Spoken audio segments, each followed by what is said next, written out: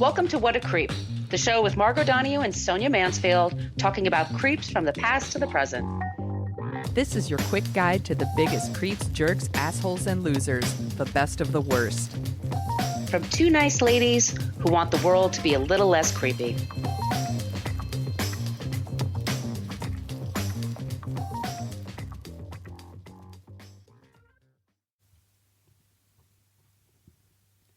Welcome back to What a Creep. This is Margot Donahue, and my cohort in creepitude, as always, is the amazing Sonia Mansfield. Hey, Sonia. Hello, my friend. Hello, my friend. Spring is here. Spring is in the air. We feel like rockin', so we're going to have a rockin' episode today. It's going to be a kid rockin' episode. Get it? I don't get it. I get it. We are the podcast that talks about creeps from the past to the present. And just wanted to warn you, we do have a basic Facebook page, but we only use it as a place for people to complain about our language. Yes, we use salty language in this program. Fuck yeah.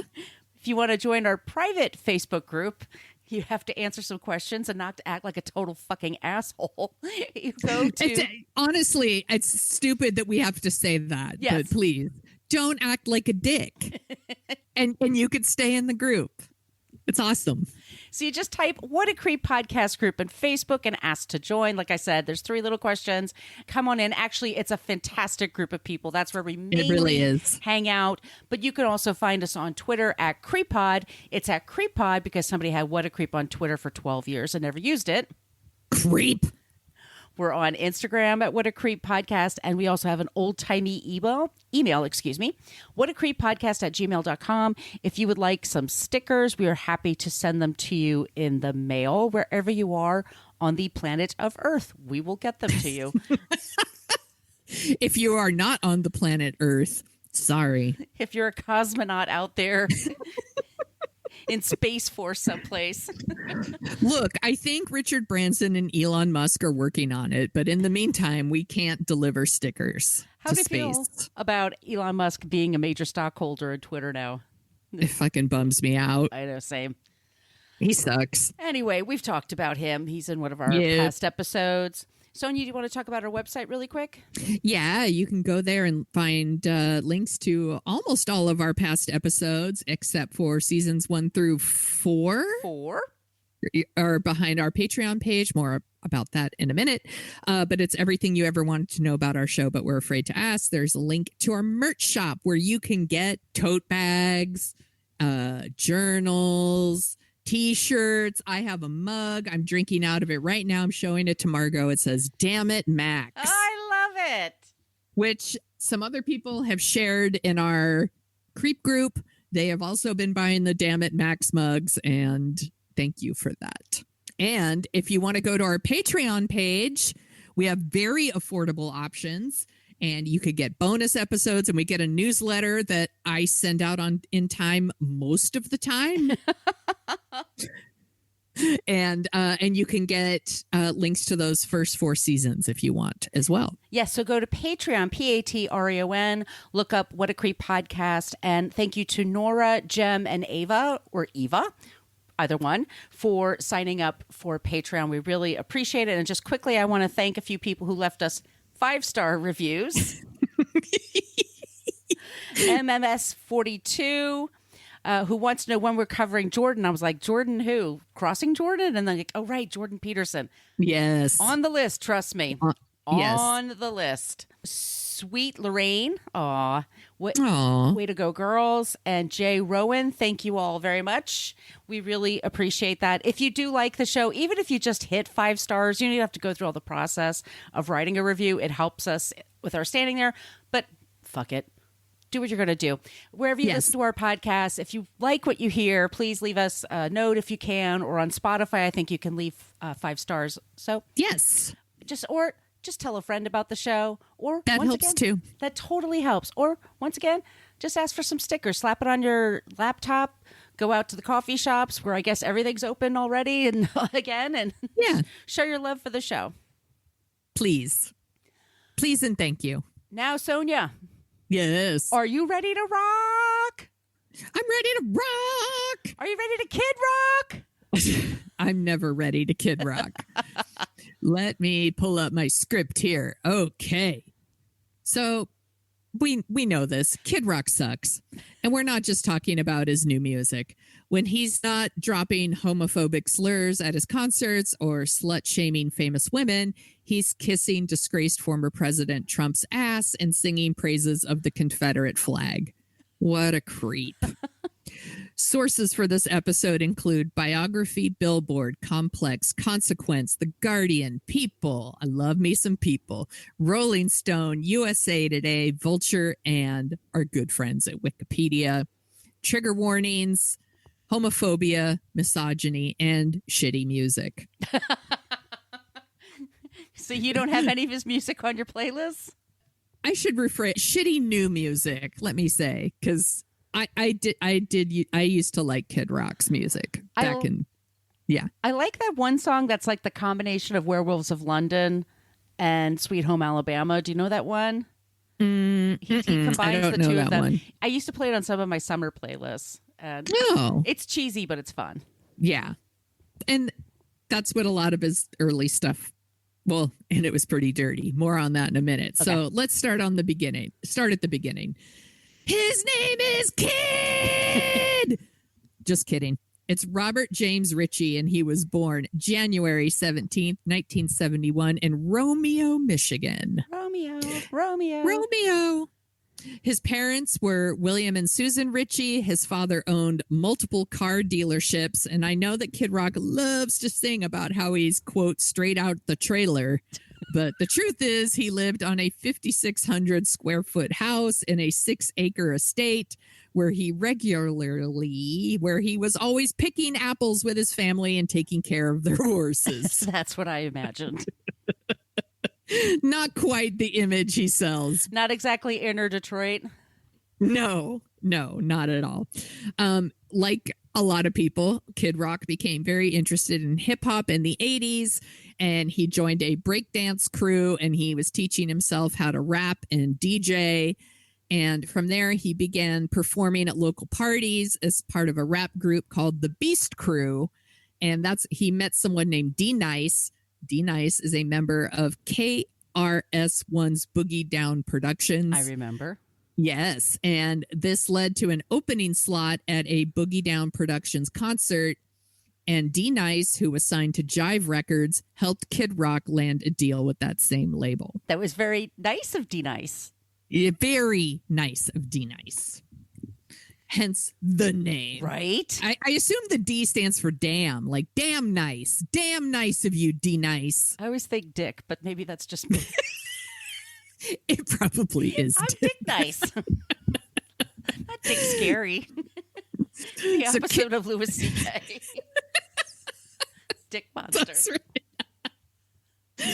Kid Rock's debut album was called Grit Sandwiches for Breakfast. No, it was not. Yes, it was. Yeah, because he's straight out the trailer. That was released in 1990. Rolling Stone magazine criticized it, and this is a quote. It's so insistently generic. It's like he tossed everything about hip hop in 1990 into a giant colander and sifted out all the individuality. Oh, Rolling Stone, will you ever not be bitchy? I know they hate everything except for Neil Young. Yes, except for Neil Young and Bob Dylan. So Radiohead. His next two albums, they were too filthy to play on the radio. One of them was called Early Morning Stoned Pimp. Yeah. Not late in the afternoon. No. Stoned Pimp. No. Early morning. Before his coffee. Pimp. Stoned Pimp. Yes. I hear you, Kid Rock. I am also an early morning. Need to brush my teeth and then I'm going to get mad. But he toured relentlessly, and he is very good at self-promotion, and he got himself a cult following. So in 1998, he signed with Atlantic Records, and his fourth album, Devil Without a Cause, sold more than 14 million copies. Now, this is probably when most of us heard of Kid Rock. Mm-hmm. He had songs like Cowboy, and the one that I'm going to mispronounce is like Bad Witcha, Bad da Ba. whatever. The one that starts with, my name is Kid. That one. You know, and he had like the rock rap thing going on, and all of his videos were like he's like dressed as a pimp in the trailer park, and he's like walking in slow motion, and there's like strippers and motorcycles, and so it's like Beastie Boys but without the humor, without the irony. Okay. Yes, because and it's so funny you say that. So this genre was huge. It was like this rap rock thing, and it was like Limp Bizkit, Korn. Even you could maybe put Rage Against the Machine in there. No, you may not. Sorry. Rage Against the Machine is way better than all of those, by the way. But it was insanely popular, and the truth is, like, the Beastie Boys and Run DMC were doing it in the 80s, but it really became a whole thing in the 90s, and Kid Rock rode that wave. So despite being like active in the music industry for like more than 10 years, he was nominated for a Grammy for Best New Artist in 2000. Grammys. Keep Grammys. We should do a show about the Grammys. Oh my God, we totally should. He didn't win, by the way. He was nominated. In 2004, he performed at the Super Bowl, and it was quite controversial because he wore an American flag, like as a poncho. Veterans were like, I don't like this. This makes me mad. It's desecrating the flag. But luckily for him, Janet Jackson had a wardrobe malfunction, and everybody quickly forgot that Kid Rock was even there. Yeah. Yeah. In 2007, he kind of started... he like kind of ditched hip hop, and it was more like rock and country. And that's when he had his first #1 album called Rock and Roll Jesus. He's not even trying. I know. And that sold over 5 million copies. Like I said, first #1 album. And I just wrote, must have been a slow month musically. And he went even more country in 2010 with a song called Born Free. As free as the wind blows. Born Free. What You're my lion. Born Free was one of those songs that like the MLB picked up during like baseball playoffs, and like you would watch it on like TBS and TNT, and they would have like commercial, and it's like Born Free, and I'm like, ugh. Song sucked. So that's his music stuff. But now we're going to talk about what a creepy is. So in 2001, Kid Rock met Pamela Anderson at a VH1 event. And they were engaged in April 2002. Then they broke up. Mm-hmm. Then they reunited, and they were married in July 2006. 2001 and then 2006? Yes. Okay. 4 months later, they filed for divorce. Yes. So there's a few reasons that maybe this happened. So one is there's this, their families didn't get along. That's one of the theories. Another one is that Kid Rock is really into hunting, and Pamela Anderson is a vegan, and she's an animal rights activist. Yes, yes, a very, very outspoken advocate. Picker is terrible. It is Pamela Anderson. Her what is terrible? Her picker. Like the sorry. For some reason I thought you said her like sticker? Her Instagram was terrible, and I was like, oh my God, is it? I'm like, I don't follow her. No, yeah, she picks bad ones. Yeah, girl, be single. Yeah, be single. Please, just be single. Yeah, at some point she hooked up with Rick Solomon. Remember him? Oh yeah, but I mean also Robert Evans, not Robert Evans. She did some old guy, Peter. What's his face? Barbara Streisand's boyfriend from the movie. John Peters? Yes. Oh my God, she does. Streisand. I'm doing that stupid licorice pizza. Sorry. So that is also maybe one of the reasons. And she claims that wasn't really an issue, that he didn't do any hunting when he was with her. But there is a story about how like Kid Rock's mother showed up to the wedding wearing like a fur-length full coat. And really did not like Pamela Anderson.